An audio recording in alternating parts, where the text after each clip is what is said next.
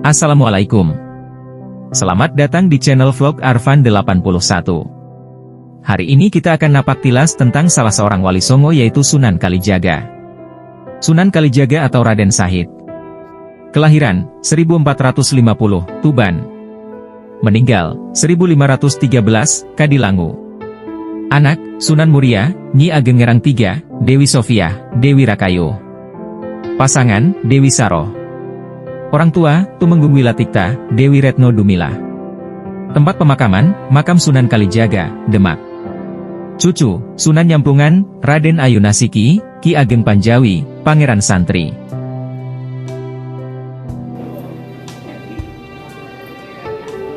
Sunan Kalijaga mempunyai nama kecil Raden Shahid. Beliau juga dijuluki Syekh Malaya.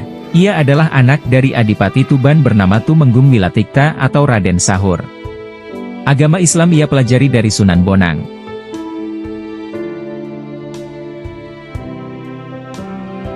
Mengapa Raden Shahid dikenal sebagai Sunan Kalijaga? Ketika menjadi murid Sunan Bonang, saat gurunya Sunan Bonang menancapkan tongkatnya di pinggir kali, ia meminta Raden Shahid menjaga tongkatnya hingga 3 tahun lamanya. Setelah itu, Raden Shahid mulai dikenal dengan sebutan Jogo Kali, yang akhirnya berubah menjadi Kali Jogo atau Kalijaga.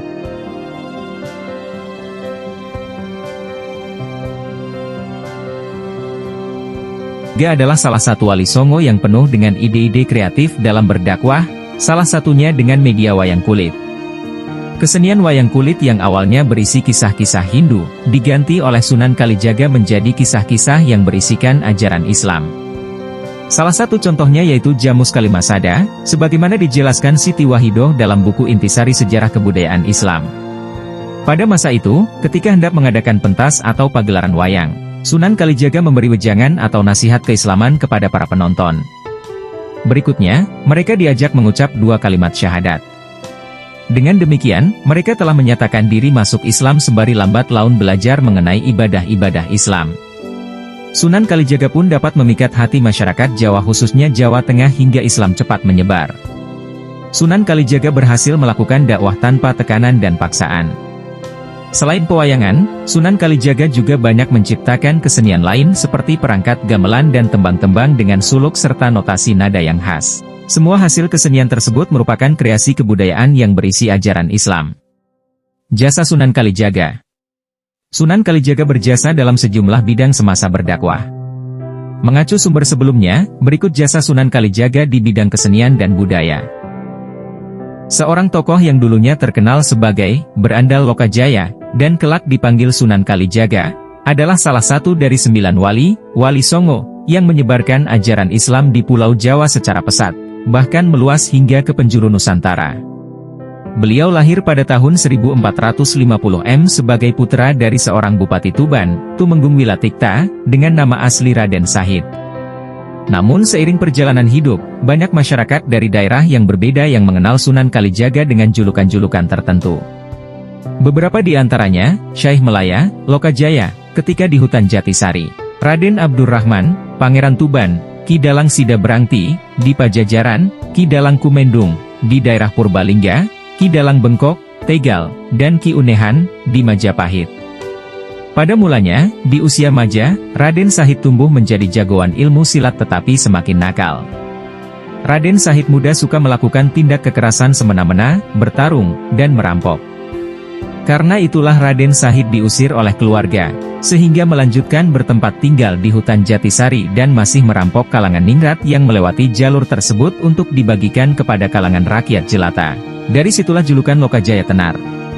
Sampai suatu ketika, Raden Shahid bertemu dengan Sunan Bonang, dan merampas tongkatnya yang berdaun emas. Sunan Bonang justru terharu, sambil menasihati Raden Shahid yang masih muda, tentang tindakannya yang seakan berniat suci, tetapi dilakukan dengan cara yang kotor. Bagai wudhu, menggunakan air kencing, ungkap Sunan Bonang. Maka sebelum meninggalkan Raden Shahid, dengan sedikit rasa iba Sunan Bonang pun mengubah buah kolang-kaling, yang masih di pohonnya, menjadi emas seluruhnya. Seketika itu juga Raden Shahid mengikuti sosok yang baru dijumpainya tersebut, karena ingin berguru ilmu kesejatian kepadanya. Dengan bekal ilmu silat dan jiwa yang tangguh, Raden Shahid akhirnya mempelajari banyak ilmu dari Sunan Bonang.